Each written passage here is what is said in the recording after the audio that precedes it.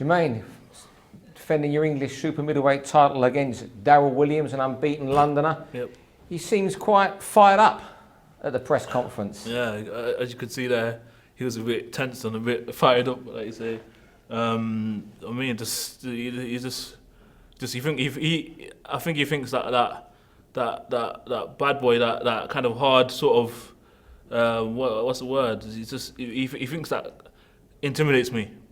When it's nothing, it don't intimidate me one bit.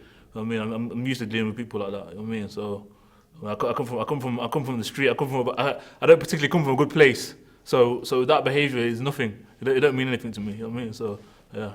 I mean, you've been a professional now for about 8 years, I think, yeah. And you've been on the road a lot. It must be great to be the hometown fighter. Yeah, definitely. Like I say, you don't often get to be hometown fighter. And especially on an event like this as well, it's a massive event.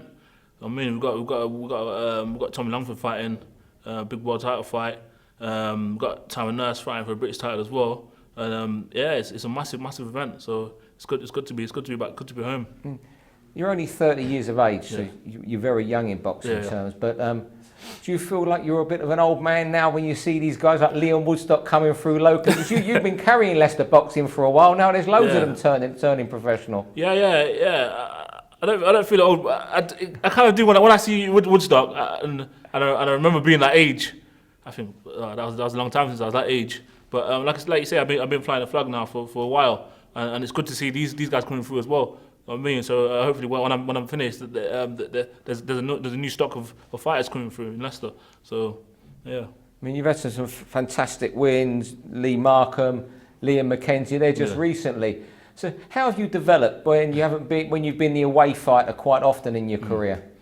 I think it's something that I've kind of got used to. You know what I mean, and it don't make no difference to me being the away fighter.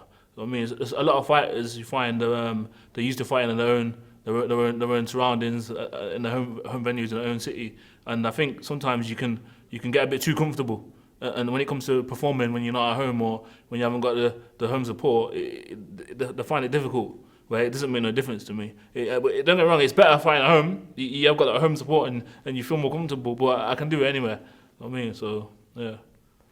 The late Dean Powell used to tell me a lot about you. Dean managed you when you turned professional. He would speak of your toughness and you could punch. Have you got yourself a lot of sparring around the world over the years? I'm guessing you might have. Yeah, definitely. Like I was saying to you earlier, I've been fortunate to get a lot of good quality top sparring over my career. I remember one of my first sparring jobs was sparring with what's his name from Liverpool? Tony Bellew.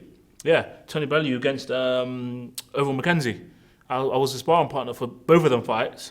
Sparred with Enzo Macronelli, James DeGale.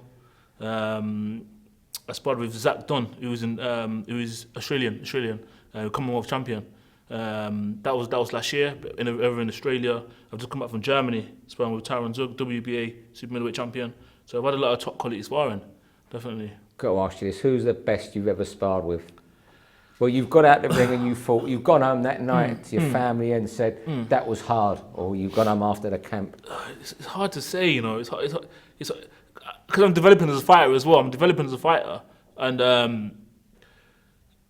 technically, I would say DeGale. Technically, I would say DeGale. As in tough spar, I had tough spars with Tony Bellew.